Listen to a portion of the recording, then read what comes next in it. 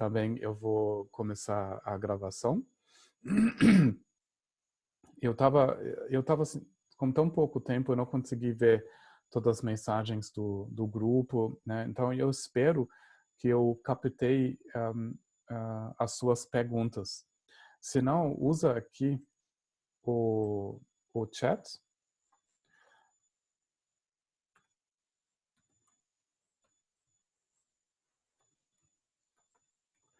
para eu posso para eu posso responder as suas perguntas, né? Para mim é importante se agora nesse tempo tem perguntas ou das aulas uma coisa não foi claro, que eu posso arrumar um tempo de esclarecer. Uma pergunta o Cláudio colocou, e a discussão de sempre é sobre a alimentação, né? Se comer carne, ou melhor, de comer vegetariano. Eu acho sempre um pouco difícil de responder, mas tem, na verdade, textos, né? Eu estava assim procurando, pesquisando um pouco, e tem eruditos, né, que estavam analisando o que o Buda falou na época, e tem trechos que têm opiniões contrárias, né? Parece que houve tempos onde o Buda falou que não é para comer carne, mas tem outros trechos, ele explicou para as pessoas, especificamente para os monges, que eles podem aceitar, né? Por exemplo, eles vão numa vilareja, vão pedir comida, né? Tem o jeito deles, que o Buda ensinou, como pedir, né? Para não, assim, se impondo, né? Tem uma maneira digna de pedir, que a pessoa não precisa dizer não, né? Os monges ficam, param na frente da casa, vão esperar um tempo, e depois vão seguir, eles não vão tocar a campainha, não vão gritando, não vão ser, tipo, escandalosos se impondo para se impor. Mas, assim, se uma pessoa preparou uma comida, o dia da feijoada, né? É terça-feira? Como que é isso? Não sei se é terça-feira. Digamos, o monge vai lá terça-feira, tem o dia da feijoada, e as pessoas estão dando uma comida onde tem carne. Então, ele pode aceitar e consumir a carne dessa maneira. Mas se o monge passa e é quinta-feira, e a pessoa fala, tá, legal, quinta-feira a gente come frango, e eu já vou sacrificar um frango para você, aí você pode comer um frango assado. Daí os monges e monjas não podem aceitar, né? Eles não podem provocar diretamente que um animal está sendo sacrificado por eles.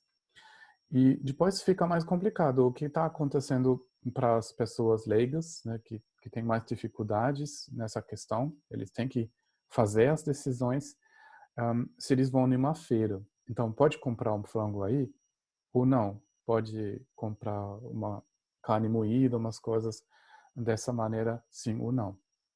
Daí, tem ensinamentos onde foi comprovado, o Buda falou que não, melhor de comer vegetariano. Em outros ele falou, não, olha só, se essa carne passou em duas mãos, isso quer dizer, uma pessoa sacrificou, foi vendido para outra pessoa, aí depois você compra, o karma não fica tão pesado, então você pode consumir, é aceitável. Agora, claro, a maioria dos nossos ensinamentos vem da tradição tibetana. E o jeito dos tibetanos viver e criar iaque, né? Criar tipo boi, ou misturas de vacas e iaques, de comer a carne deles, se aproveitar do leite, fazer queijo, manteiga, né? Em uma maneira se aproveitando do animal. Porque o que cresceu lá é grama, né? É tipo capim. Daí muito difícil de plantar, né? Uma região com muitas limitações. Então, talvez foi necessário, em aspas, de se alimentar dessa maneira. Mas também os tibetanos, eles adoram. Não todos, mas geralmente eles gostam de comer carne. E eles falam, não, mas olha só, que a gente precisa realmente pensar sobre isso. Um iaque é um animal muito grande, pesa, não sei, 400 quilos, 300 quilos. Daí, dessa carne, você faz vários pedaços, e com esses pedaços de alimento, você alimenta uma família, será, 1 mês ou 2 meses. Mas quando você planta, você carva a terra, aí depois tira o mato, né? Depois recolhe. E hoje em dia, pior ainda, né? Você carva a terra, você planta, joga pesticidas, joga várias coisas em cima. Por exemplo, o tomate, ele recebe uns 15 duchas de vários produtos químicos, né, para poder sobreviver. Daí, o argumento é, então eu prefiro de comer um pedaço de um animal muito grande em vez de participar de sacrificar inúmeros insetos quando você planta, recolhe tudo isso. Então, agora sim, nós precisamos pensar muito bem. Nós precisamos estudar um pouco mais. Porque aqui na Alemanha, por exemplo, muitos animais se alimentam de soja. Soja que foi plantado no Brasil. Muita soja vem do Brasil. Vem de outros lugares, mas também no Brasil. E vocês sabem como que é. Tem mata, tem desmatamento, cava a terra, planta soja, joga veneno, né? Tem tudo isso envolvido. E a vaca, ela consome, o boi no caso, né, como chama, de corte, eu acho. Ele consome 10 vezes mais energia para produzir a carne. Se fosse solto no pasto, assim, no pasto natural, ok. Mas isso quase nunca mais o caso. Ou vai desmatando, vai plantando soja ou milho, por exemplo, os animais comem, ou desmata para plantar capim, e a vaca, o porco, galinha come esses produtos agrícolas, que vai multiplicando esse efeito. Então, se o tibetano fala, não, mas assim, eu prefiro de comer essa carne. Não, não, não é bem assim. Um pedaço de carne, 1 quilo de carne consome até 60 mil litros de água. Fora da plantação, fora dos produtos transgênicos e tudo mais. Então, nós precisamos realmente olhar muito bem essa questão. Quando nós comemos vegetarianos, a gente mata também. Não é assim que você não prejudica, não mata. Quando você anda de carro, provavelmente você mata mais animais em vez de comer frango. Eu não sei se realmente é assim, né? Claro, quando você mata uma galinha para comer, você está matando conscientemente.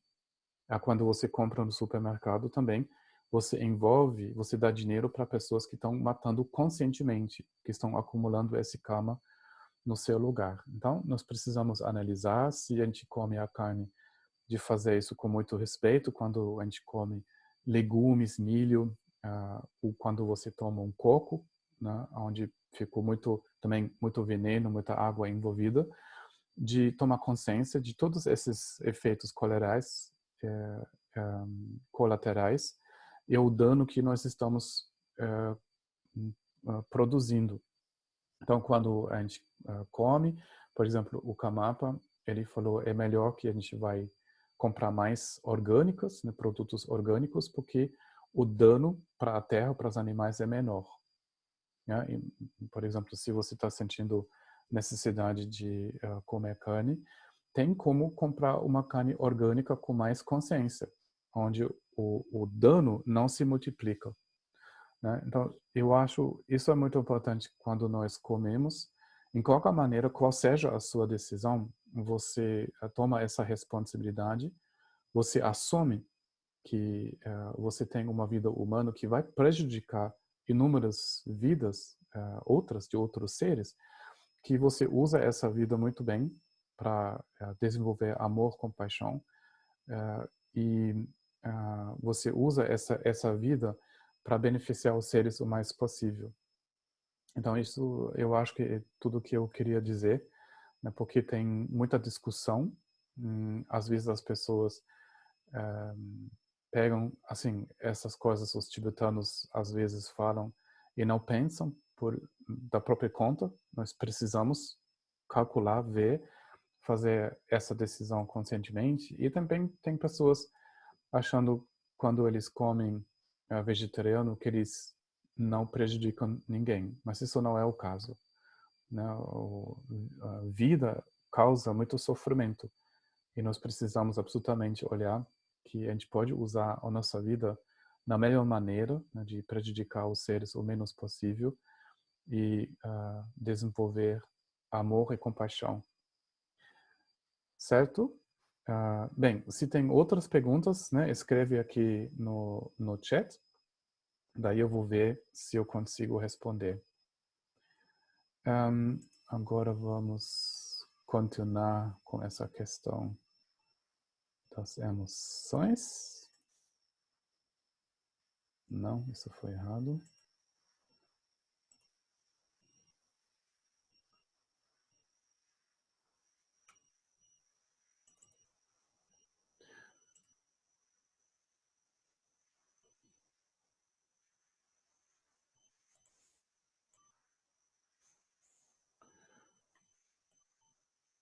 Ok, vamos voltar para a ideia da última vez, falando sobre as emoções, entendendo quando a nossa consciência está sob a influência de emoção, ela não tem uma saída boa. Ela deixa a nossa vida remexida, nós vamos vivenciar altos e baixos, e sob a influência de emoção, uma emoção perturbador, a felicidade não é possível. Também de criar felicidade para os outros também não é possível. Nós simplificamos essa ideia da emoção. Nós vamos olhar não linearmente na nossa vida. Daí a gente pode cobrar os nossos pais, o nosso país, a nossa educação. Sempre vai ter alguém que, né, você pode cobrar, você pode confortavelmente continuar como vítima, continuar a reclamar, mas nada se resolve. Nós precisamos descer da história, nós precisamos deixar a história e descer e sentir. Daí é muito simples, quer dizer, menos complicado, porque tem apenas 5 facetas das emoções. Tem os 3 principais, que é raiva, desejo, às vezes chama indiferença ou falta de consciência. São as 3 reações emocionais básicas. A ambição, inveja, que já é uma mistura, né, porque a ambição já tem desejo. Quando ela vai mais na inveja ou até ciúmes, já tem aversão e raiva dentro. E tem orgulho, né, que também é uma mistura dessa falta de consciência, e também tem bastante desejo, porque o orgulho ele é muito virado para nós mesmos. Mas o que eu quis dizer a última vez, que é muito importante, aqui embaixo, o que dá o fogo, a energia para a emoção, o que nos deixa tenso, o que deixa nós incontrolado, são os quereres. Daí, esses quereres, o Buda, ele chamou sede, né? A ideia dele de chamar isso sede, que a sede faz que nós vamos querer matar a sede. E matando a sede é como tomar água salgada, que aumenta a sede. Também eu dei essa metáfora de um buraco negro, que começa a consumir planetas, estrelas, material, e o mais esse buraco negro consome, o mais ele atrai, o mais ele quer consumir. Então, quando nós vivemos querendo, vivemos os nossos desejos, a nossa carência aumenta. Nós podemos chama os desejos também carência, e na carência, quando nós agimos, com carência, nós afirmamos essa carência, essa impossibilidade de estar autossuficiente, de estar contente com o que está acontecendo para nós, o que somos nós nesse momento, mas a gente quer manipular, nós queremos sempre algo outro. Aqui na Alemanha a gente chama a grama do vizinho sempre mais verde que o próprio quintal. Eu expliquei que o Buda, nos sutras, ele explicou que esses quereres, que ele chamou até fermentações, tem 4 categorias: querer existir ou não existir. Isso nós podemos descobrir ou ver que nós queremos existir como corpo, né? Quando alguém ataca o nosso corpo, nós ficamos muito assustados.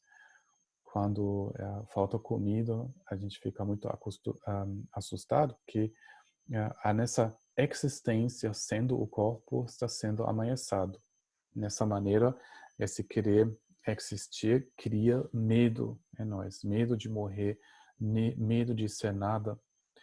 Querendo prazeres são todos esses desejos em percepções sensoriais, né? Isso envolve, claro, a comida, músicas, uma cama que é confortável, um sofá que é confortável, vendo flores, coisas bonitas, né?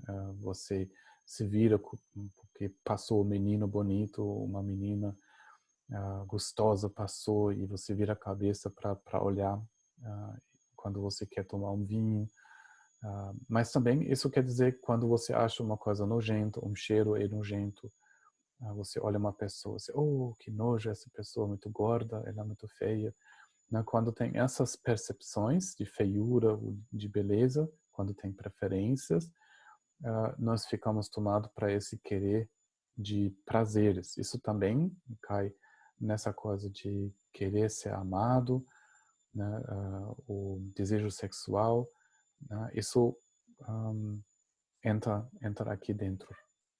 Então, esse querer existir, talvez a gente pode dizer isso é mais existencial, claro, a palavra diz isto, mas quando nós ficamos no bardo, depois depois de deixar a vida, nós podemos ser atraídos, né, por imagens que sobem da nossa subconsciência, tendências acordam, e tem pessoas que renascem por medo. No espaço vasto, no espaço escuro, nós vamos sofrer muito medo por falta de ter referências, por falta de abrigo.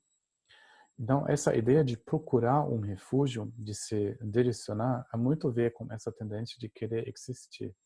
Nós só podemos imaginar que nós vamos nos perpetuar como algo dentro desse espaço. Nós vamos querer limitar o espaço em algo denso, em algo bem determinado, bem, falta uma palavra, mas assim, como tiver uma linha em volta que diz definitivamente aqui dentro sou eu.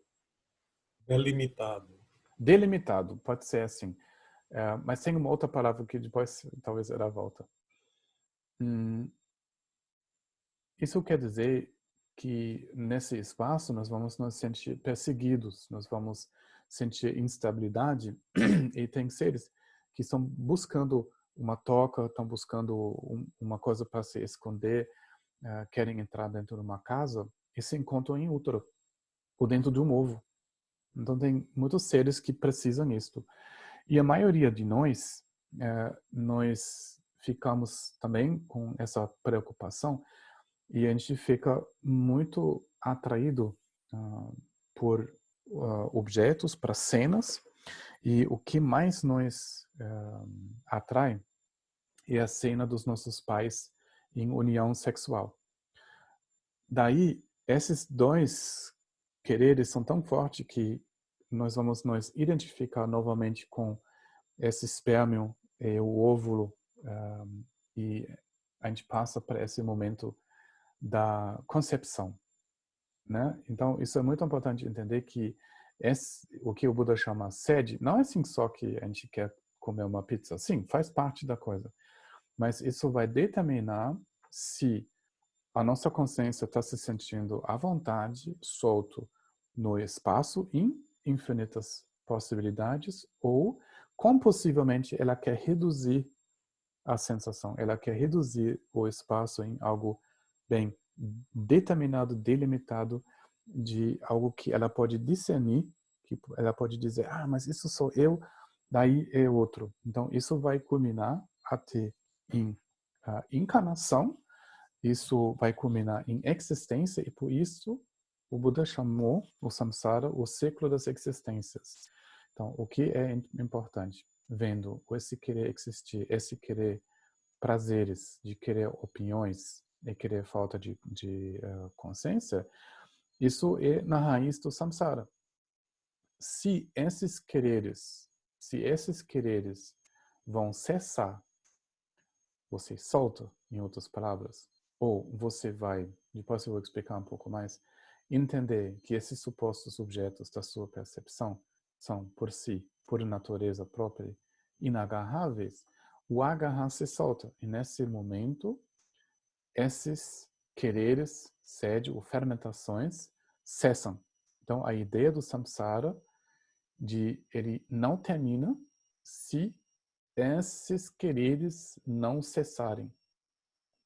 Então, o que nós queremos definitivamente que esses quereres, esses desejos vão cessar. Cessou, a consciência se encontra em não dualidade, a suposta existência de um ego, um sujeito separado de outro, do exterior ou dos objetos, ela cai fora. Então, em outras palavras, quando tem um querer existir, o querer se aproveitar de algo, nós criamos uma dinâmica momentânea, a separação, a dualidade e a consequência e o efeito de quereres. Então, o nosso foco no trabalho espiritual é fazer cessar os nossos desejos, de soltar as emoções. Isso é muito importante e muito importante saber. Então, isso também nós não podemos confundir quando nós falamos sobre purificação, que a ocorrência dessas emoções, dessas tendências, pode ser evitado.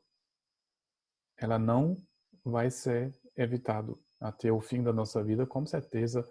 Essas dinâmicas aqui vão sempre ocorrer. Nós vamos sentir altos e baixos. Mas quando nós descemos com a nossa atenção, na nossa consciência, nesses quereres, e a gente salta, as complicações lá em cima também se saltam. Muito importante entender, quando nós soltamos as emoções, isso não quer dizer que não vai ter mais karma que vai amadurecer. Tipo, você soltou o desejo e todas as mulheres e todos os homens são bonitos. Não é bem assim. Eles vão continuar a ter características.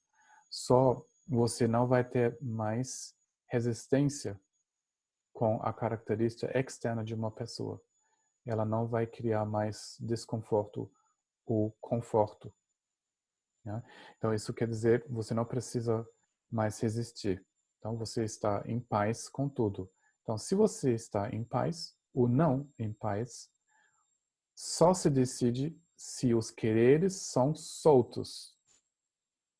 Se eles não são soltos, você vai ter problemas com esse mundo, com certeza. Porque não é bem assim. Soltou o desejo, você vai ficar rico, magro, inteligente, desejável, você tem sucesso e se vira presidente da República. Não é bem assim. Não é bem assim. Mas, disso eu tenho certeza, soltou os quereres, a sua mente se encontra num estado da simplicidade, aonde você se encontra totalmente acolhido e absolutamente feliz. As raízes de qualquer tipo de conforto são soltos. Isso cessa. Agora deixa eu ver. Isso foi para repetir um pouquinho. Como vamos trabalhar agora essa questão? Como vamos abordar isto? Né? Então, eu recomendo vocês vão estudar o livro da Anizamba, né? A Dança das Emoções.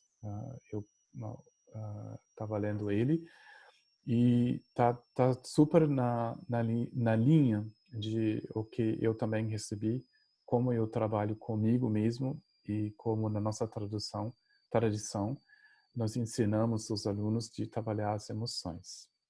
Mas eu quero dar uma visão. Os mestres falam, ok, você quer se liberar, isso é o que você quer, isso é o que você deseja. Então, quando você quer isto, quando você começa esse caminho, você começa com uma coisa mais pesada. Quando você começa a trabalhar, pega aonde você trava mais, a emoção mais forte. Então, nessa maneira, você pode olhar aonde você trava mais. Olha na travação, aonde você perde o ritmo, quando você perde a energia, quando você perde a sua criatividade, quando o corpo fica muito tenso, quando a energia fica muito agitada, quando a sua mente fica o menor, o mais estreita, o mais constrangido. Os estados mais densos que nós sofremos são esses estados apáticos. Aqui, nessa lista aqui, só para dar uma ideia, você pode ver aqui em vermelho essa flecha, ela simboliza a força da emoção. Aqui, na flecha vermelha, grossa, o desejo, o querer é o mais forte. Ele é tão forte que o normal, essa linha aqui, seria quando você relaxou, soltou, ela tem uma grande discrepância. A sua falta de aceitação é muito grande. O mais você deseja, o mais você quer mudar, manipular o mundo. O mais você quer manipular você e os outros. Então, o mais você dá importância da cor da sua pele, da forma da sua barriga, e quando você olha muito as pessoas em medidas e características externas, essa força, essa polaridade é muito grande. Então, o potencial da emoção é muito forte. Isso quer dizer, com esse querer forte, a sua mente se encontra num estado muito remexido. Só ele fica tão remexido, a emoção fica tão forte, que a gente investe muita energia para tentar controlar essa emoção, esses sentimentos. O medo, a raiva, a frustração, a tristeza é tão grande que nós precisamos muita energia para congelar. Então, a gente se vira apático. Nos momentos apáticos, a gente não está sentindo muita coisa, a gente fala coisa, não dá certo, eu não sei mais, eu já tentei tudo, a vida é ruim mesmo, não quero mais. Né? Quando vem essas palavras, nós ficamos nessa zona da apatia. Ela fica tão pesada, ela consome tanta energia, isso quer dizer, as forças contrárias são tão fortes que você fica meio frouxo, né? Os músculos quase ficam flascos. Tá certo dizer flasco? Acho que sim. Quer dizer, uma forma de desistência e afrouxamento. Então, nesse caso, é necessário de olhar nessas emoções para entender que na verdade é muito ativo, é tão ativo, as forças estão se batendo tão fortemente que isso consome toda a sua energia vital. Então, isso é a apatia. Da apatia, né, você começa a soltar a apatia, você trabalha com a apatia, com os desejos embaixo da apatia, você consegue trabalhar com tristeza e luto.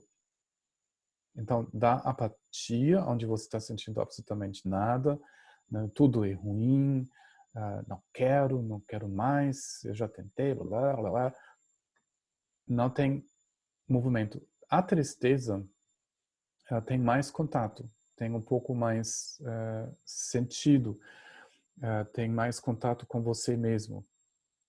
Claro, você fala mais, eu tô triste, a vida é muito injusta, mas de uma maneira tem mais movimento dentro da tristeza. Ela permite um certo contato com você mesmo. Você trabalha a tristeza, todos os sentimentos românticos, todos os sentimentos de rejeição. Ninguém gosta de mim, por exemplo. Para mim isso não dá certo. As pessoas sempre estão traindo, né? Solto esses sentimentos da tristeza. Você trabalha medo. Medo, você fica muito impressionado por o mundo.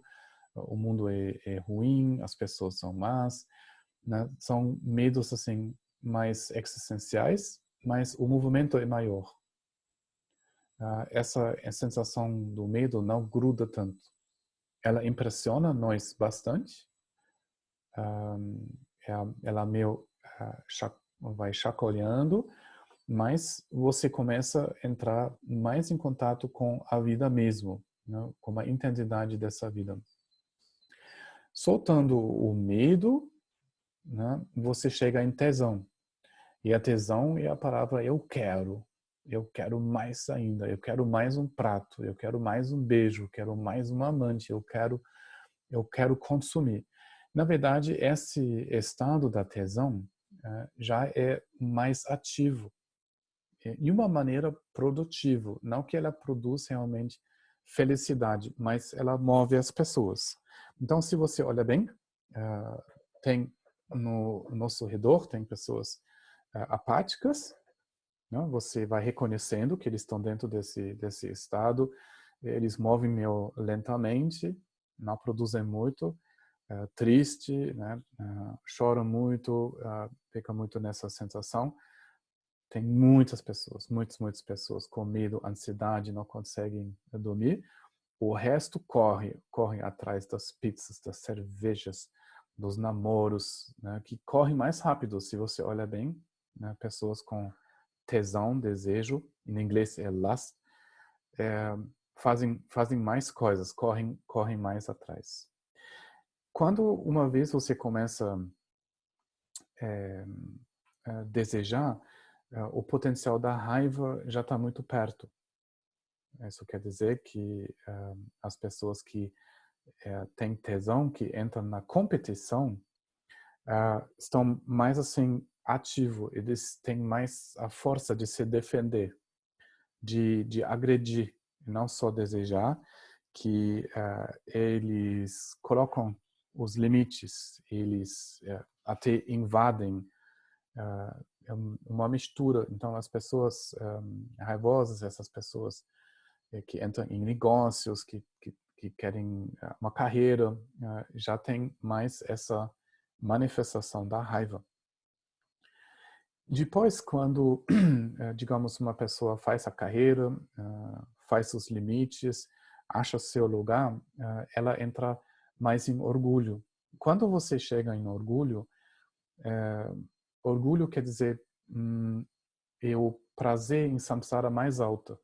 Você chegou num certo reconhecimento, você venceu já vários inimigos, ganhou em competições, de uma maneira tem um certo contentamento com o potencial de fazer coisas no mundo, né? As pessoas orgulhosas têm cercas, né, que se protegem bem, Então, eles chegam num estado um pouco mais tranquilidade. Agora, da apatia, né, a flecha vermelha aqui, depois vem um pouco menos, né, a pessoa não fica tão bloqueada, ela fica mais ativa até ela chega em orgulho e, quer dizer, a tensão baixa, né, a resistência contra a vida baixa.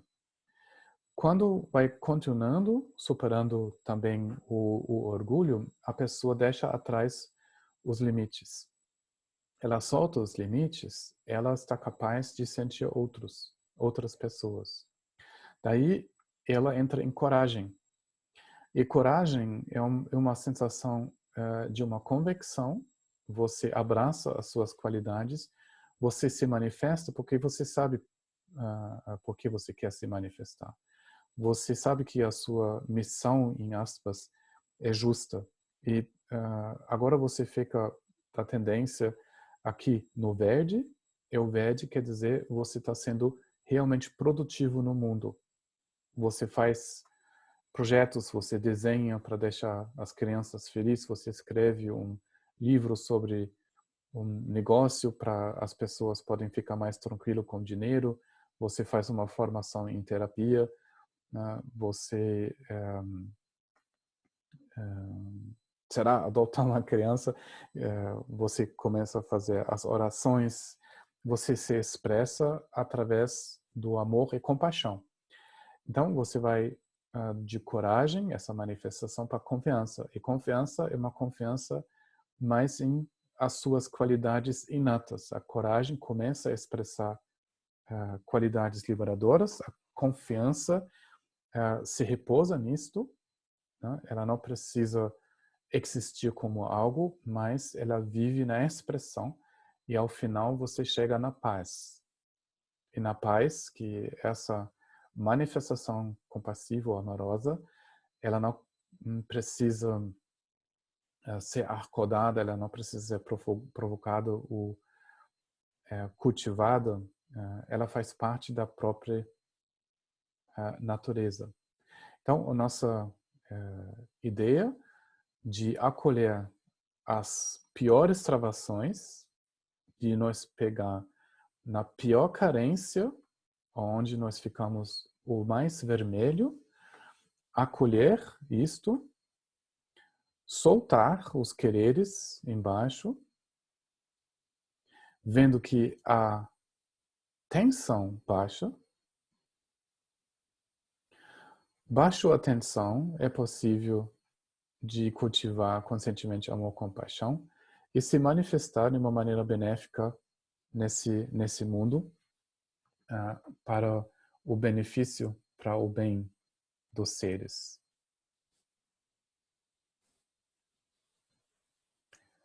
Então,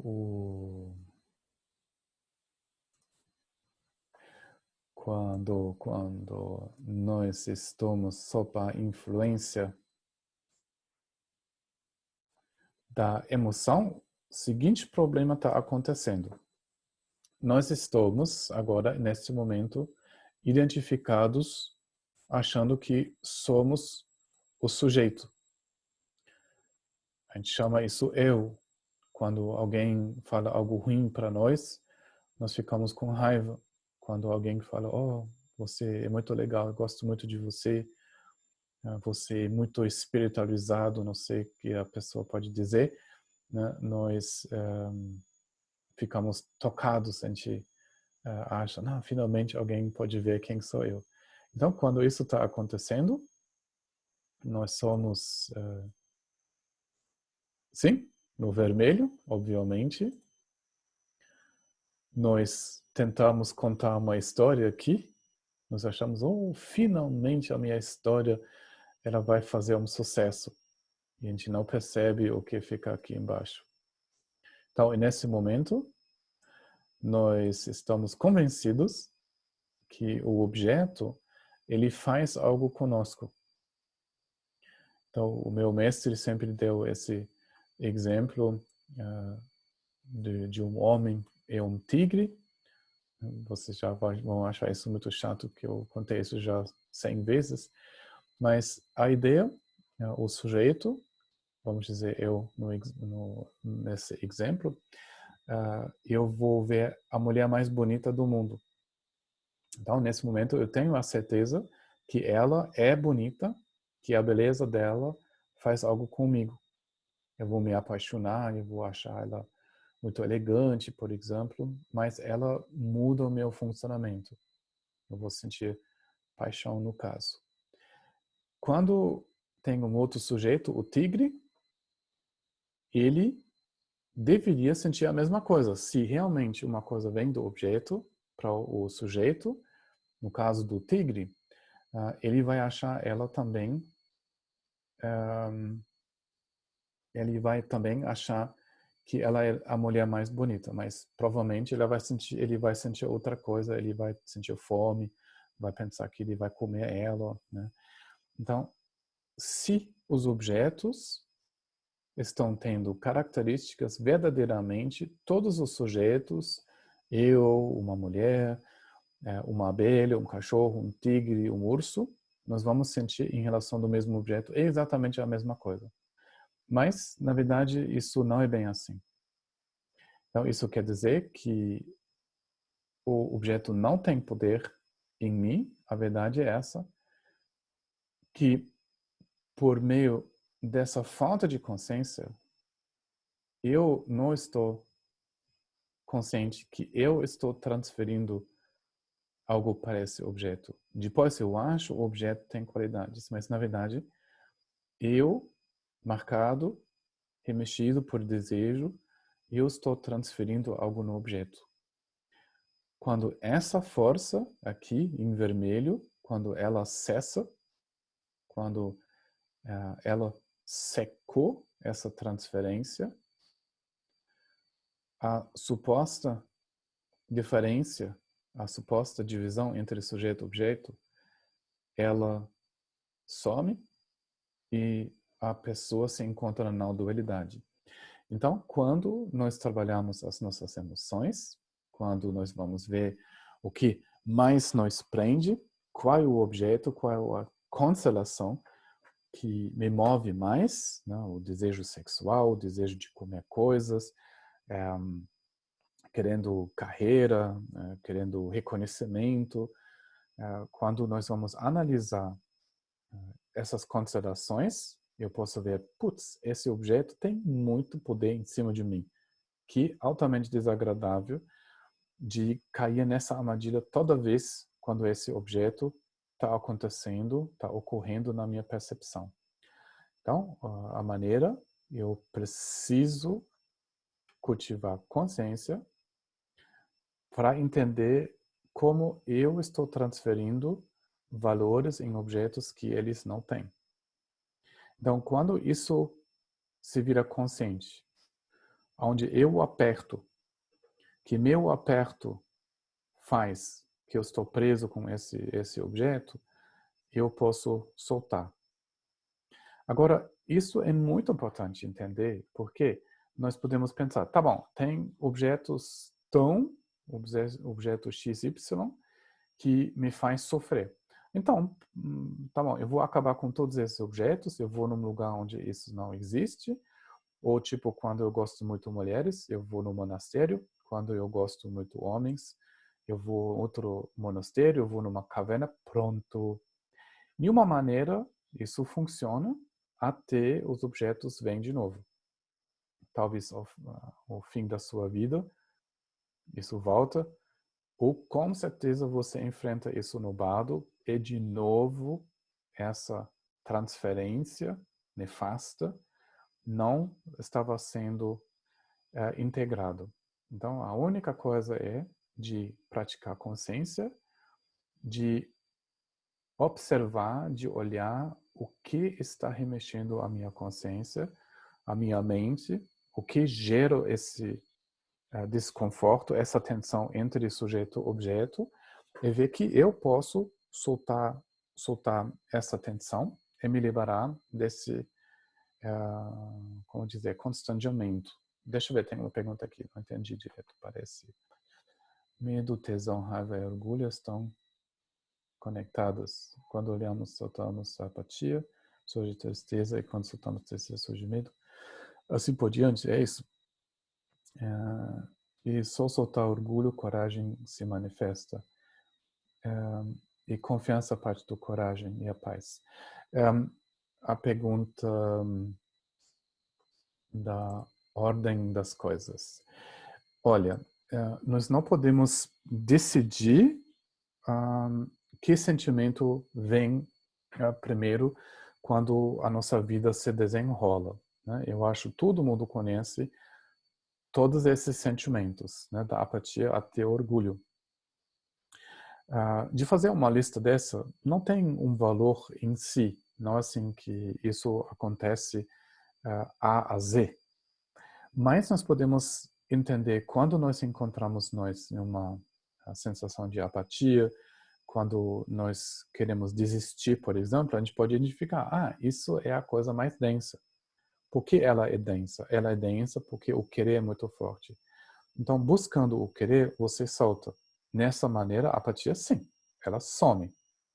É muito comum, né, você solta a apatia, um estado muito denso, você pode sentir tristeza, né? Isso acontece de verdade.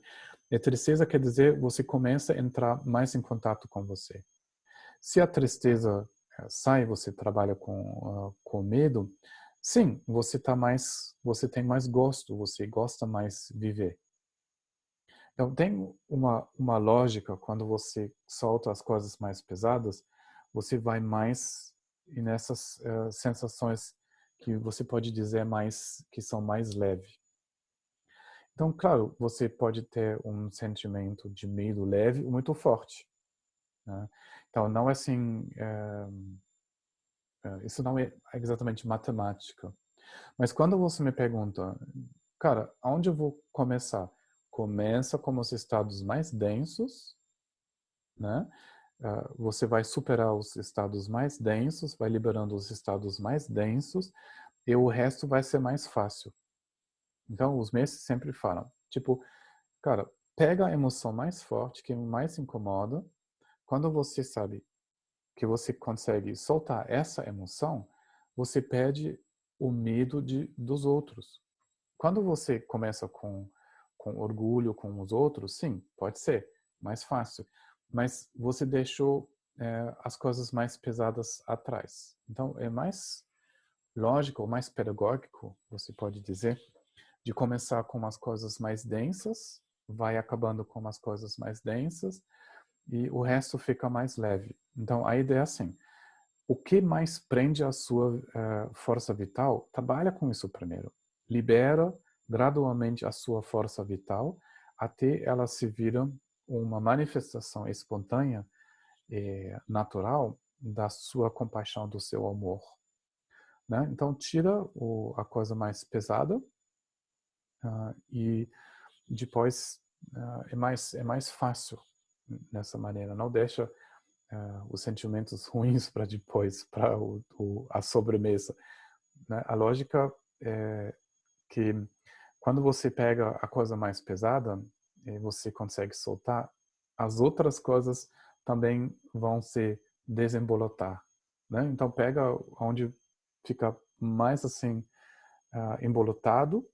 Daí quando você solta isso, as outras coisas também vão se soltar.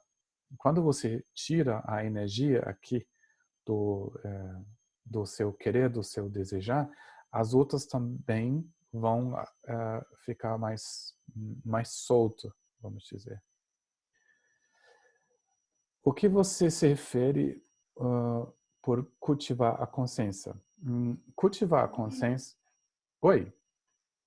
Só para esclarecer, continuando ali, então o orgulho é a menos densa e a apatia é a mais densa?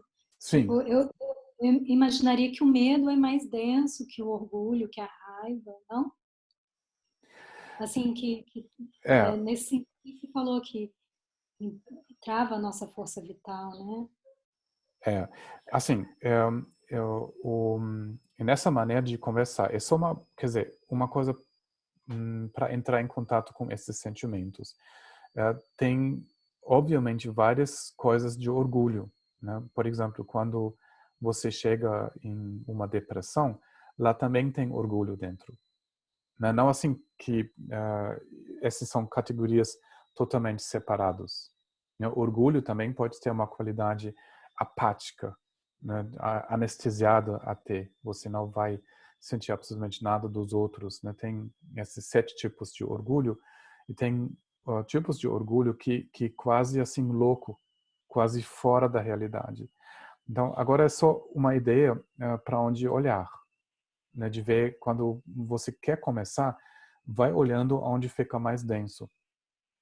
Talvez, no seu caso, nem é apatia, né? Talvez para você um pouco diferente, você já trabalha com outros estados, né? Mas isso, a ideia de deixar isso praticável, né? Quando você analisa onde você está e você está sentindo, cara, tô todo travado, tô travado.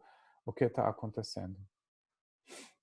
Ok, aqui tem desistência, tem desistência. Desistência é bastante apática. Ou medo algo acontece. Oh, eu vou estar sem dinheiro, não vai dar certo, uma coisa assim. Aí você sabe, tá, tem a sensação de medo, uma coisa mais existencial. Daí, quando você se encontra em tristeza, tesão, é uma coisa mais na direção de prazer, de aprovação. O que mais me importa é que você tenha acesso aos seus sentimentos. Sentindo, você vai ter respostas. Mas quando você está ainda discutindo no nível da sua história, como, por que isso está acontecendo para mim? Não pode. A semana passada eu estava assim super leve, eu estava em confiança e agora está na apatia. Como que é isso? Não pode. Quando você começa a discutir, você não acha uma solução. Mas quando o seu reflexo vira, o que está acontecendo aqui? Deixa eu ver. Estou travado aqui. Não estou gostando dessa pessoa. O que tem aqui? Tá. Estou buscando uma coisa. O que estou buscando dessa pessoa? Eu quero controlar ela. Ou eu quero a aprovação dela. Então, você destrava as situações porque você toma consciência de o que está remexendo na sua mente. O que foi engatilhado, provocado? Engatilhado? Não, deixa eu ver. To be triggered. Pode ser engatilhado mesmo, Né? provocado também. E eu acho que a ideia de pegar o gatilho. Disparar. Disparar, certo? Disparado, é. Certo. Provocado, disparado. Eu acho que eu estava buscando essa coisa do gatilho, né? Porque, quer dizer, a arma está tá armada. A arma está armada, interessante. Então, está armado, né? E Engatilhada. ela está engatilhada e ela está com bala tudo e vem uma situação, ela vai, né? Vai a descarga. Tipo, a pessoa fala aquela palavra para você que você não quer ouvir. Ninguém fala isso para mim. Pau, a coisa vai. Então, isso quer dizer, às vezes é medo, você está se sentindo ameaçado, ou você está se sentindo recusado, que vai mais na aprovação, por exemplo. Estopim da bomba. Estopim. Isso não conheço. Mas, enfim, vocês vocês conhecem a ideia. Agora, o mais importante de não negociar isso no nível da sua história, mas de entrar em contato com o que remexe. E quando você começa no caminho espiritual, trabalha com as coisas onde você está o mais remexido. Não para evitar, não para, quer dizer, entrar de propósito, mas cultivando a consciência. Agora, cultivando, Otávio, cultivando a consciência e de saber o que está acontecendo nesse momento. Quando nós estamos discutindo, negociando a nossa história de vida, nós não estamos sentindo, né? Quando, na verdade, nós estamos continuando sonhando a nossa história, nós não estamos sentindo. Então, todo esse propósito de estudar, de contemplar e meditar, e nesse momento, aqui e agora, sentir o que está acontecendo é um segundo passo de entender a natureza de o que está acontecendo. Depois eu vou falar um pouco mais sobre isto.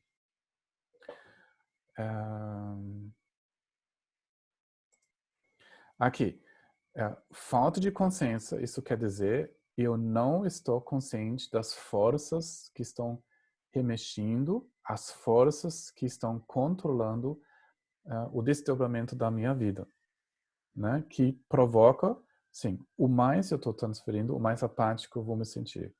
O mais forte a transferência, o mais forte a minha raiva, nesse caso.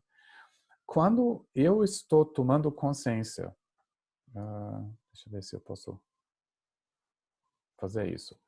Quer dizer, eu estou sentindo a força do meu querer, do meu desejar. Eu posso soltar. Quando eu não estou sentindo isso, não tem como soltar, impossível. Então, a ideia de trazer na consciência desse momento todas essas forças que estão remexendo. Agora aqui, na meditação,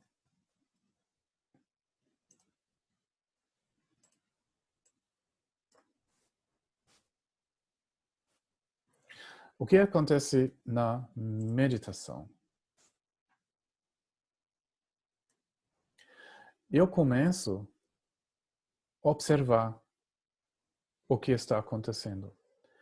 Aqui, nessa maneira, eu posso observar o que o sujeito está projetando. Uma vez eu estou acostumado com meditação, de estar no momento, de deixar os pensamentos, os sentimentos passar, eu posso olhar para eles. Eu posso olhar tanto para um pensamento de objeto, isso pode ser um som, um objeto visual, isso pode ser um cheiro, mas pode ser também um pensamento e um sentimento, uma emoção no caso. Mas também eu posso observar o sujeito. O que quer dizer cultivar consciência?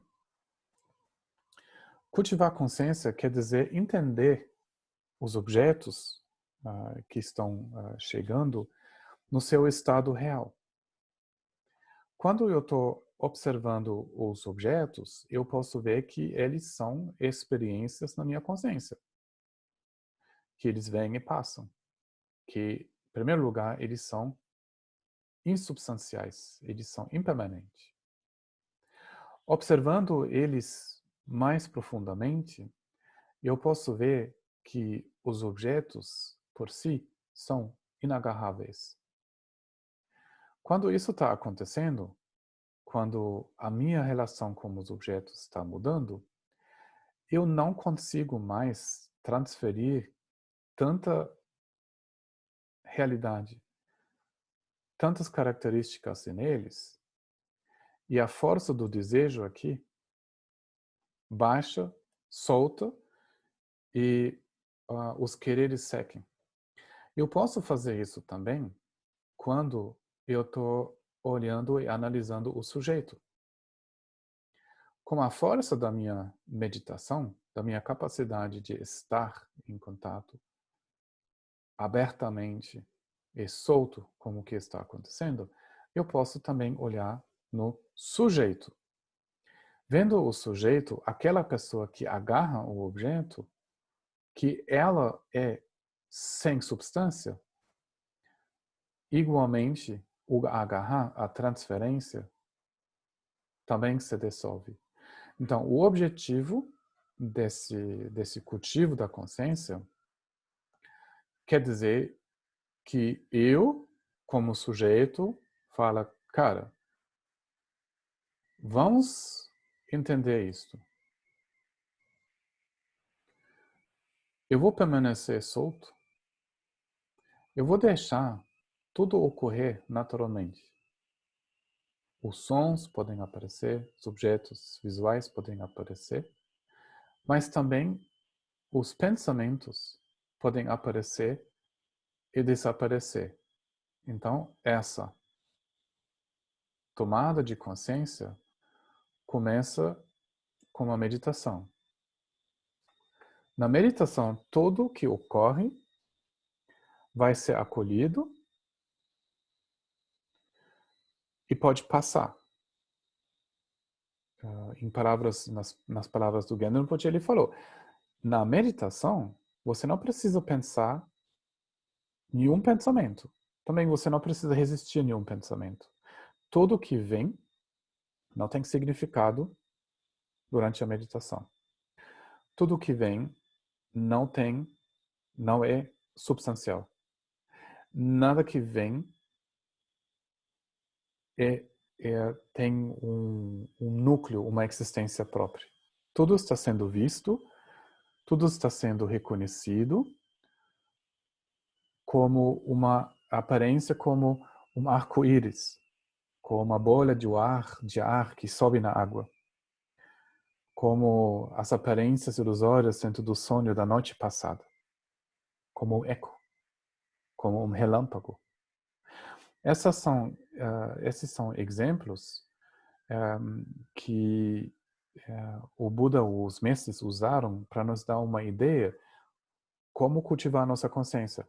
Então, a ideia aqui de não ficar totalmente preso como sujeito, reagindo em cima dos objetos, tentando contar uma história, mas de assumir uma postura solta, aberta, onde tudo isso pode acontecer e como tudo isso está sendo reconhecido como aparências ilusórias, coisas que vêm para passar. Isso faz que a força das emoções baixa e se dissolve.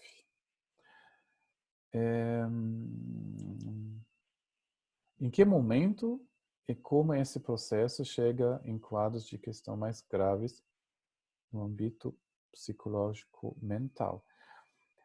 Assim, se o querer é alto, se a tensão é alta, é só mais um passo. É só mais um passo. Só mais um passo. A sensação transborda, o sistema está sendo sobrecarregado e ele se retira da realidade. Né? É só aumenta a tensão mais um pouco. Né? E depois é só mais um passo. Então a gente também conhece isso. Momentos de ficar muito tenso, dormiu mal, ficar muito agitado e você falou bobagem. Né? Você confundiu coisas. Então todo mundo conhece esses momentos. Só aumenta a tensão mais um pouco, tenta controlar mais um pouco, colocar mais energia ainda e pronto, isso pode acontecer nessa maneira. Atenção com consciência da impermanência. Atenção, peraí. Com consciência da impermanência, sati e sampajanya. Otávio, isso é uma pergunta ou uma colocação? Depois me fala. Atenção. É muito difícil em português, faltam algumas palavras, né? Eu poderia falar um pouquinho, que é um pouco da ideia do budismo Theravada, né? Da ideia de sati, que é a atenção plena, mas não é qualquer tipo de atenção, né? Porque concentração, qualquer pessoa pode ter concentração, mas é uma atenção plena nos fenômenos,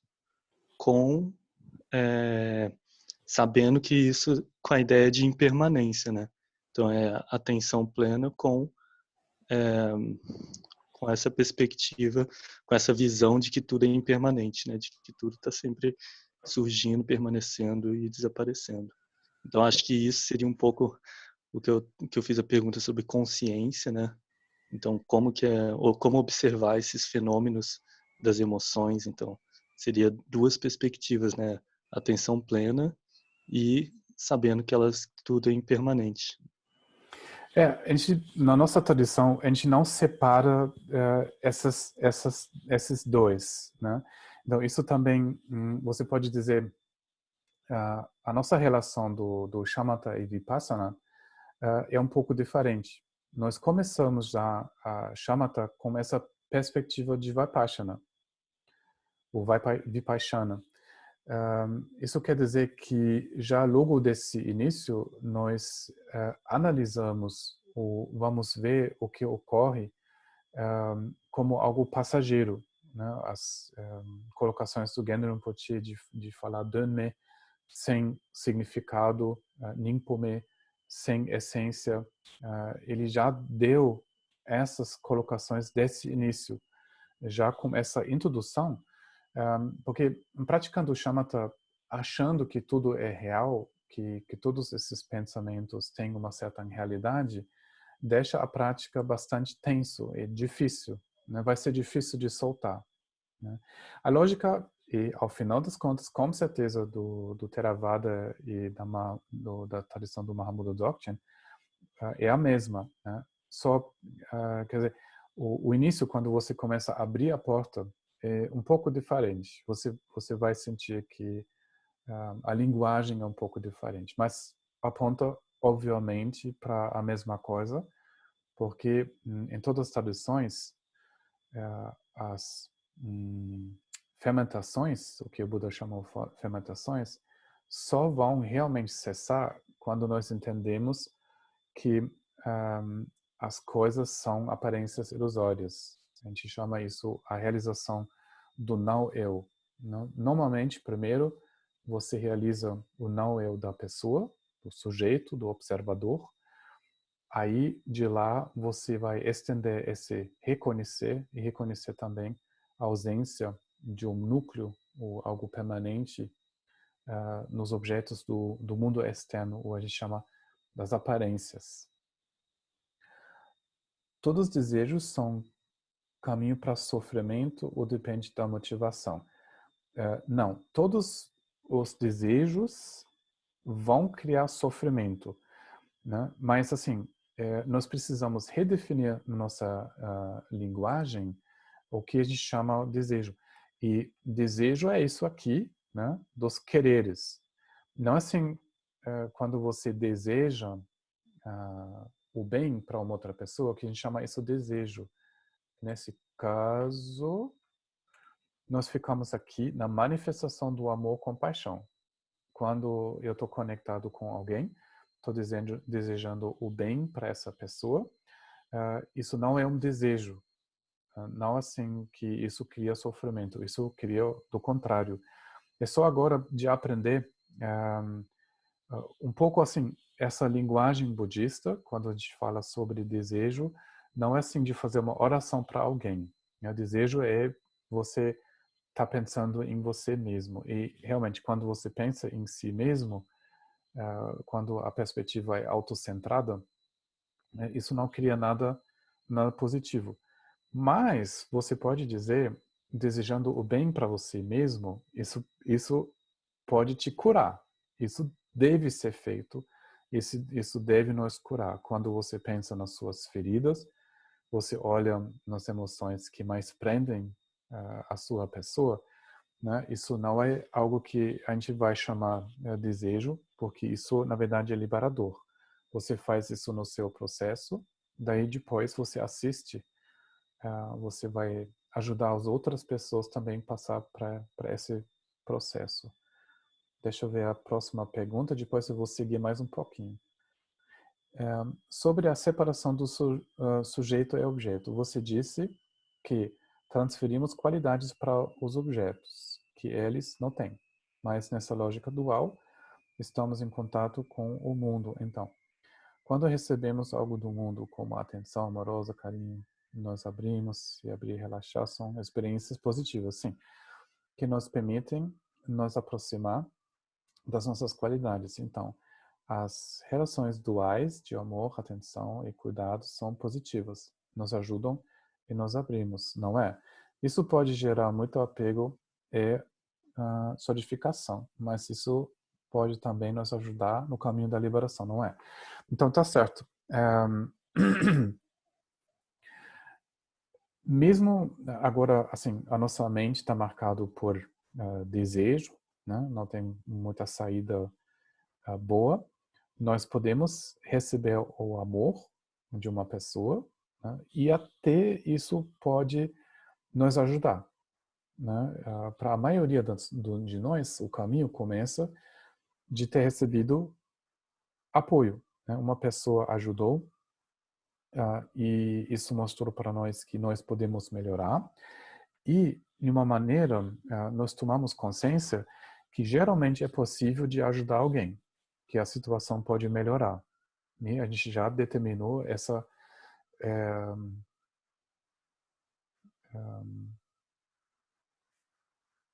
qualidade que faz isso, que é amor e compaixão, quando tem um contato nessa maneira. Isso, e para nós ainda, o bodhicitta relativo. Nós ainda estamos sob a influência de véus, mas você pode dizer, já tem coisas que estão passando por esse filtro. Então, mesmo quando ainda tem véus, nós podemos sim ajudar outros. A gente pode fazer a diferença entre quando a gente seduz uma pessoa, né, porque a gente quer algo, a gente fala uma coisa bonita, mas na verdade a gente quer algo da pessoa, ou a gente fica ali pensando, cara, como eu vou ajudar ela agora? Não, o que ela precisa? O que eu vou dizer que pode aliviar ela? Então, são motivos diferentes. Então, isso depende da motivação, sim. É um pouco da pergunta do Ekena, quando tem desejo ou quando tem compaixão. Ela não precisa ser definitivamente não dual, mas o brilho da qualidade liberadora do amor, compaixão, ela pode atravessar os véus. E de uma maneira, isso também é algo que nos motiva quando você encontra um mestre, né? O brilho, a atenção ele dá para você, inspira de uma maneira muito diferente. Seja muito diferente em vez de você tipo pagou, né? Que só trocou favores. Mas sim, isso acontece. Cultivando, internalizando essa qualidade, cura as forças diversas, as forças nefastas dentro do nosso peito. Até nós conseguimos ter tanta coragem que nós temos uma facilidade muito grande de convidar as emoções, que as emoções podem realmente brincar e a gente vai perceber isso como uma festa. Deixa eu dar, antes de parar, gente, o tempo já passou? Como assim? Já só comecei. Isso, já tem aqui. Então, rapidinho. Não, a gente faz isso a próxima vez.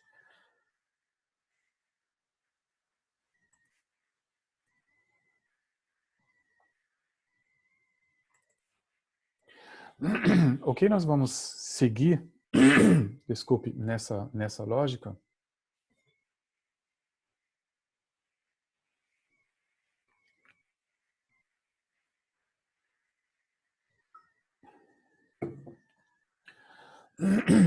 E um conceito que a gente chama os 5 passos do Kamachagme. Guelick, desculpa, é que tem uns quadrinhos abertos e tá meio complicado de ler o que está no texto. Não sei se as outras pessoas estão vendo isso também. Quadrinhos? Que quadrinhos? Obrigada. Agora saiu, agora saiu. Ah, vocês podem ver isso aqui? Aparentemente podemos, sim. Agora está tranquilo. Sim. Ah, vocês podem ver também aqui o participants. Isso, mas Ah, agora você tirou, agora tá legal, obrigada. desculpe, eu achei que vocês nem podem ver. Então, esse aqui vocês podem ver também, que eu estou mexendo agora? Sim. Não. Sim, Não. agora sim. Gente, eu não sabia.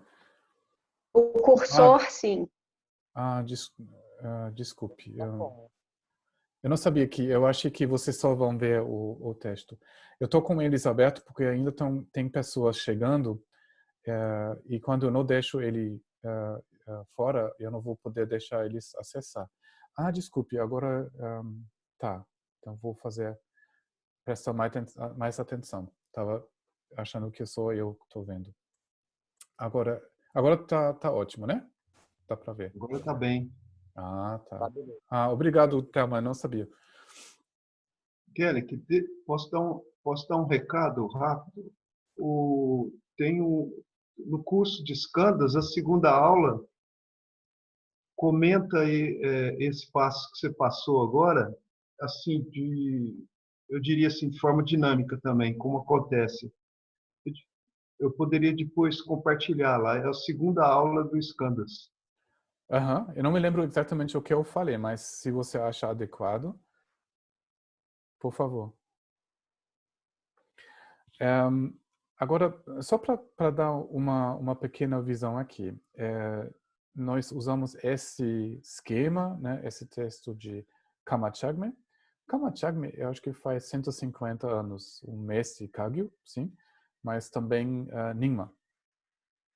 E quando vocês vão ler o livro da Anisama, que está à disposição em português, A Dança das Emoções, vocês vão reconhecer. Ela não usa nessa maneira, quer dizer, nessas categorias, mas o trabalho é a mesma coisa, ou pelo menos muito parecido. Nós precisamos ir em passos. Nós vamos começar, né, o nosso caminho em acolhendo as coisas onde a gente mais prende, onde a gente mais trava. E aqui, esses 5 passos, nós começamos primeiro a parar. Mas parar não quer dizer você quer impedir. Não é assim a ideia do impedimento. Parar quer dizer você para movimentar. Né? Na sua história da vida, você fala, não, mas ninguém gosta de mim, como assim? Eu preciso fazer uma coisa, então eu vou precisar brigar mais com os meus inimigos, eu preciso seduzir mais os amigos. Você usa estratégias, mas o que você está fazendo o tempo todo, você está manipulando. Mesmo quando você fala, tá, não tem jeito mesmo, né? Eu vou parar numa depressão, agora eu vou só comer chocolate, então a vida para mim não tem mais saída boa. Ainda você está manipulando. Daí, manipulando quer dizer você vai atrás de algo ou você reprime algo. Parar quer dizer, bem no sentido da consciência plena, né, como agora a gente teve essa colocação de praticar uma consciência que está sabendo da impermanência, que está percebendo todas as dinâmicas, todos os movimentos na nossa mente, as percepções, sem interferir, sem parar ou sem manipular. Então, a coisa do parar não quer dizer, tipo, congelar. Parar não quer dizer parar tudo. Isso quer dizer o contrário de parar manipular. Né? Samsara quer dizer você está a 100 manipulando, desejando, você está lutando contra algo o tempo todo.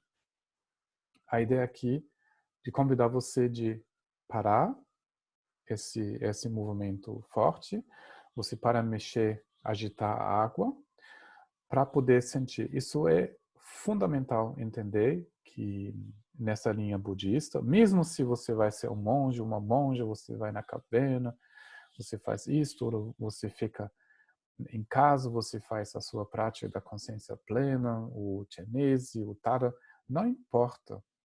A ideia aqui não é a ideia da repressão. Não é assim que você tenta não ter uma emoção. Você para com a sensação. Você acompanha ela, você acolhe ela. Parar quer dizer, você acolhe ela para resistir a ela.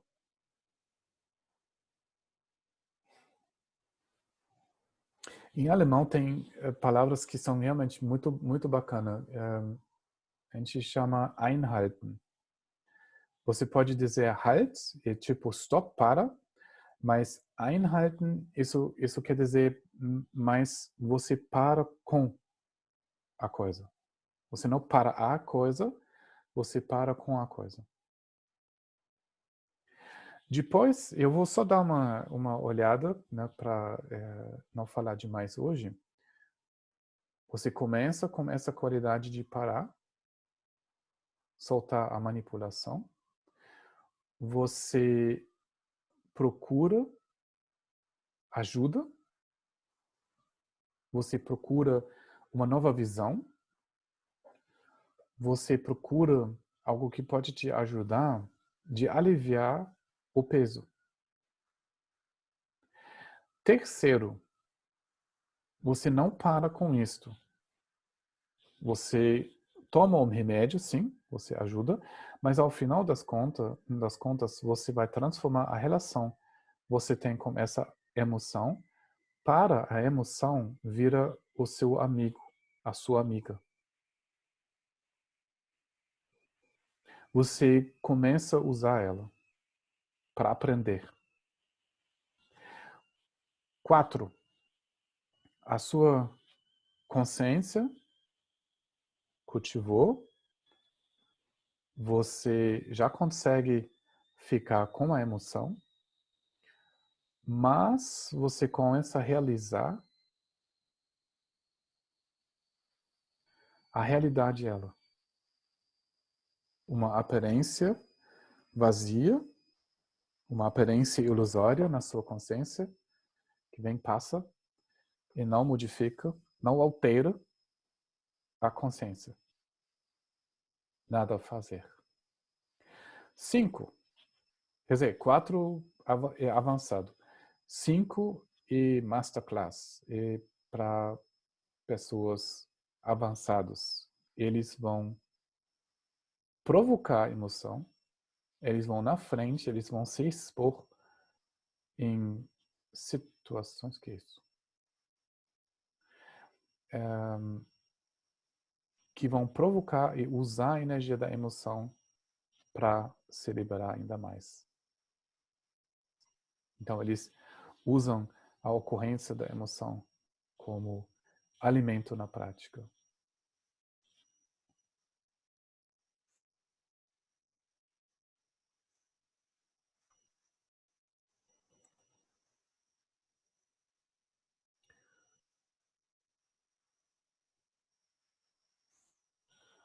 Agora eu estou olhando vocês, então eu estava procurando de não exagerar, né, de deixar o encontro para 1h30. Mas se alguém tem uma pergunta urgente, pode exemplificar os 5. Ângela, que ambição é essa? Você não quer um exemplo para primeiro? Cadê a Ângela? Você quer já os 5? Você já vai para Masterclass? Ok. Exatamente o seu nível, né? Tá legal. Bom, como eu não sou o mestre, que eu consigo de produzir emoção sozinho, tranquilamente, eu não sei exatamente. Mas tem mestres que vão se expor, vão ver uma feira, né, vão conversar com pessoas, vão ir em lugares que dão medo, que são assustador, né? Eles vão se expor em situações incomuns, né? Então tem várias maneiras Por exemplo, vão tentar comer uma coisa nojenta.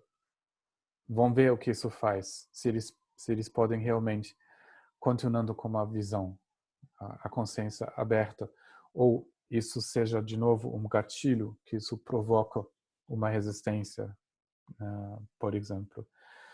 É uma pessoa que eu consigo imaginar que fez isso. Sim, Genro Rinpoche foi assim, na maneira do Chö, ele praticava 1 ano no Tibete no inverno, sem usar teto. Ele não ficou 2 noites em um lugar, foi só andando, né? Então ele dormia na neve. E ele achou mais legal de ter a bunda quente que o pé. Então ele sentava na bota, tirou a bota, ficou com o pé na neve e dormia assim no joelho. Assim ele passou 1 ano, né, de não entrar em cavernas, se expondo nos elementos. Então, com certeza, para ele, é o nível dessa prática. Então, houve um amigo, uma pessoa no mesmo nível da prática, um mestre Kagyu Nyingma, o Nishuken, e ele às vezes foi chamado de dar iniciação, centenas de pessoas, trono, tipo coroa, dando iniciação. Aí normalmente depois tem um momento quando todo mundo agradeceu. Aí ele não volta. Eles acharam que talvez ele fez um xixi, não sei. Terminou. Aí depois eles foram olhar, no quarto dele tinha lá a coroa, tinha os brocates, as coisas assim. Só ele não. Então eles foram procurar, acharam ele depois, assim, depois de dias, na Índia, na rua pedindo comida. Às vezes ele estava no ashram hindu, estava lá entre os hindu, usando situações incomuns para cultivar a prática. Um momento ele fica em frente de centenas de pessoas dando uma iniciação sagrada. 5 minutos depois ele fica na rua pedindo comida, na sujeira como todos os mendigos, transformando todas essas situações em pleno despertar. Ângela, não sai agora em Belo Horizonte, na rua, pedindo comida. Eu vou Você tem aparecer que... na casa do Valmir. Eu não ia aparecer no lugar sujo, não. Vou aparecer na praia. Na casa do... Só quando você terminou a iniciação, você pode ir na rua pedindo. Quais são os problemas que podem surgir uma prática assim? Galera, eu posso só fazer uma pergunta, só na continuidade disso? É que eu imaginei esses passos aqui, eu não deixei de fazer um paralelo com práticas terapêuticas, por exemplo. Né? Por exemplo, a do Raja. Por isso que mas eu acho que tem nada... Quer dizer, eu acho que tem a ver fazer um paralelo no nível mortal aqui nosso. Eu não imaginei que fosse chegar assim a tanto, o número 5.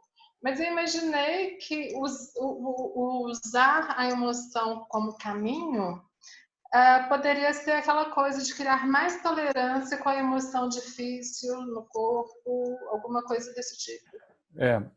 Não, isso é mais em 1. Isso é mais o quê? Passo 1. É passo 1. O parar de manipular não seria só tomar consciência do que... consciência do que é difícil, consciência do jogo que você faz? Bom, nos próximos encontros a gente vai ver os passos em detalhes e você vai entender um pouco mais. O que o Rajan faz, que, bom, ninguém está sabendo exatamente, mas eu vou explicar tudo isso, que a emoção precisa vir. Então, ela ainda não saiu da resistência. Então, ela está em forte repressão. Então, a gente nem chegou no primeiro. Daí até ela sai da resistência. A gente precisa até ajuda. A gente vai no segundo. Até ela vai ser ressignificado e pouco a pouco a gente chegou no terceiro. Isso é muito longe do quinto e do quarto. Mas a gente vai ver isso em detalhes. A gente vai falar sobre isso. Obrigada. Agora, a última, quais são os problemas que podem surgir de uma prática sem mestre? Muitos. muitos. Os problemas que nós vamos interpretar as experiências de uma maneira errada, nós vamos tentar reprimir, nós vamos tentar alcançar alvos, a gente vai querer cumprir metas que, na verdade, não são benéficos. A armadilha maior de interpretar o despertar com uma ausência de pensamento ou de sensações, de experiências. Então, isso é uma armadilha muito comum, que é baseado em uma certa forma de rejeição e de não entender e não saber como transcender esse movimento conceitual. Né? A gente precisa de dicas, a gente precisa discutir para saber quando realmente nós estamos transcendendo esse nível conceitual, né, que está presente em nossa consciência, ou enquanto ainda nós estamos reprimindo ele. Isso, quer dizer, é um exemplo, mas tem vários outros. Né? Simplesmente o início, nos próximos décadas, nós precisamos verificar com outros praticantes, trocando na sangha e com mestres, para saber como olhar. Então, não deixa usar as possibilidades de trocar, de perguntar professores e mestres para entender, para ter uma visão aonde você está no seu processo. Não tem muitas pessoas que se perderam no caminho, achando que uma luz pode ser isto, né? Tem sensações de unidade, achando que isso já é o despertar, e gastaram o tempo se apegando em algo que na verdade não é. Né? E outras pessoas tiveram, sonhos, sensações ruins, acharam, nossa, minha prática não está dando certo, e deixaram para praticar, mas é simplesmente um sinal muito bom que essas coisas saem da repressão e se mostram. E às vezes a gente precisa, né, conversar com alguém que pode sentir esse processo e dar dicas. Né? Melhor de procurar a conversa. Eu estou procurando conversa quando eu tenho a oportunidade, eu estou procurando. Eu não estou praticando só, assim, da minha conta. Bem, para não seria o vício que temos de alimentar historinhas. É um vício essas historinhas. E essas param só quando nós entendemos como é cansativo de contar essa história. Como é cansativo de perpetuar nós. Aí, quando a gente saca como é cansativo, de soltar as historinhas é como colocar uma mala pesada no chão e se sentindo super aliviado. Se não, rolam histórias. Troca só a história mundana com uma história espiritual. Bem, gente, muito obrigado. Espero que isso está sendo proveitoso para vocês. Né? Eu estava assim tentando de desenhar para deixar um pouco mais claro, porque eu queria muito estar com vocês fisicamente, sentir ver vocês um pouco mais, né? Para talvez saber um pouco melhor como me expressar. Mas vamos tentar continuar nessa maneira. Não deixa trabalhar a emoção, vocês vão ser aliviados, vocês vão entender. Não tenha medo dessas coisas que vêm. O mais dessas coisas do fedor vem, o mais o seu quarto vai ser refrescado. Tá bom? Então, eu vou procurar, né, deixar em 90 minutos, agora já, né, exagerei um pouquinho. Né? Espero que a gente pode ver as emoções e depois meditar cada vez mais, tá bom? Gente, muito obrigado. Eu vou deixar a gravação à disposição. Vocês entram com Dropbox e vocês podem repetir, tá bom? Gente, uma boa noite para vocês. Estou pensando bastante em vocês. Daqui da Alemanha. Tchau, gente. Tchau, Tchau, obrigada. tchau.